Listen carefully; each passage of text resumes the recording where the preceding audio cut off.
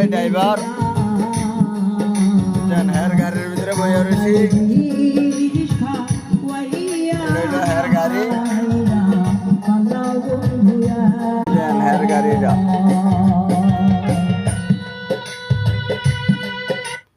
বড় ভাই মোবাইল টোবাইল টিপতে আছে